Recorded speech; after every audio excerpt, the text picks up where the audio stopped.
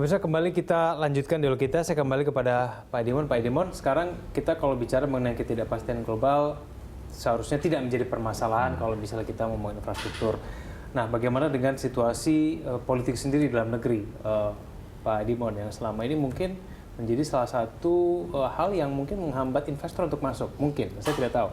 Tapi bagaimana Anda menilai, apakah ini patut juga kita khawatir dengan situasi politik Indonesia kita sepanjang tahun 2017 yang mungkin masih naik turun? Bagaimana mungkin Pak Edimon? Saya ini bukan politician ya, bukan, saya ekonom sebetulnya. Saya nggak begitu kompeten untuk menjawab masalah-masalah politik. Tapi saya hanya melihat sejarah sedikit. Kita lihat ke belakang. Jadi memang di negara kita memang selalu ada sedikit pergoncangan riak politik di sana sini ya. Tapi pada akhirnya kan sejarah menunjukkan bahwa demokrasi kita itu sudah semakin mature.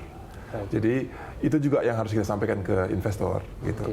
Ini adalah bagian dari mematangkan demokrasi. Jadi kalau kita bicara masalah infrastruktur, lagi-lagi saya katakan tadi kita bicara mengenai jangka panjang gitu. Jadi kita harus melihat melihat kita sebagai development bank juga di ADB, kita melihat negara itu dari prospek jangka panjangnya gitu. Jadi karena itu kita selalu lebih optimis daripada banyak market watcher yang selalu melihat dalam jangka pendek gitu ya. Kalau kita lihat negara kita dalam jangka panjang, apa Anda bisa sedikit pesimis? Menurut saya tidak. Kita tetap harus optimis begitu ya. Saya pikir itu. Tapi sikap dari investor sendiri, kalau menurut pengamatan Anda, ya paling tidak ada sedikit banyak faktor politik itu tetap menjadi pertimbangan kan? Ya itu memang ya dari market analysis akan ada resikonya ya. Tapi kan itu sudah diresikokan. Ya kan, itu sudah part of the risk.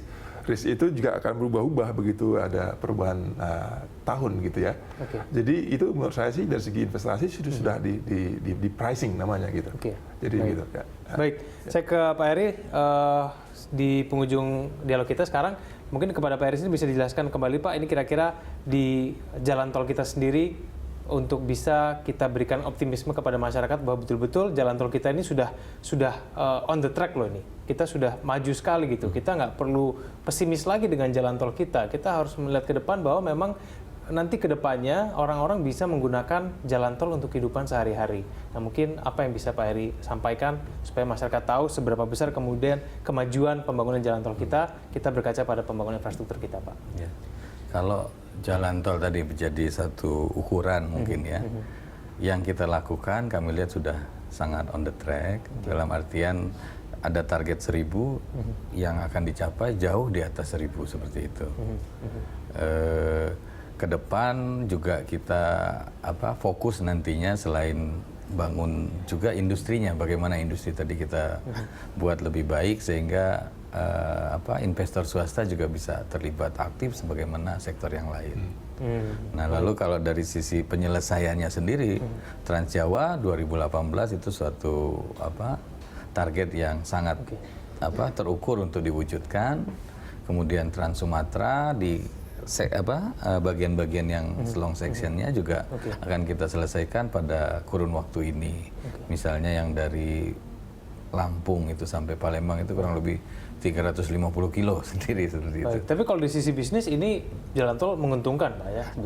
Untuk ininya masih, artinya tinggal bagaimana mereka memanfaatkan. Memang nature-nya di awal agak slow down, tapi di belakang akan. Jadi memang kita harus structure-kan sesuai dengan pihak yang memang bisa memanfaatkan tadi. Baik, saya terakhir singkat saja kepada Pak Edimon, mungkin saran Anda bagi pemerintah Indonesia, apa yang perlu dilakukan sekarang, prioritasnya apa supaya betul-betul pembangunan infrastruktur kita sesuai dengan target, Pak? Intinya kita harus sama-sama menjawab gap tadi. Ada gap dalam memenuhi infrastruktur ini. Semua pemain harus ikut bermain, terutama swasta. Karena itu barangkali semakin banyak untuk melibatkan swasta dan difasilitasi, barangkali itu aja. Baik, Pak Edimon, terima kasih telah hadir bersama kami. Pak Heri, terima kasih telah hadir bersama kami di Hot Ekonomi. Pemirsa, sampai di sini kebersamaan kita dalam Hot Ekonomi. Anda bisa mengirimkan informasi dan saran ke email kami di redaksi @berita1.tv atau follow kami via Twitter, Facebook, YouTube, dan juga Instagram. Saya Kevin Egan, mewakili rekan Eliza Hasan undur diri. Terima kasih atas perhatian Anda. Sampai jumpa.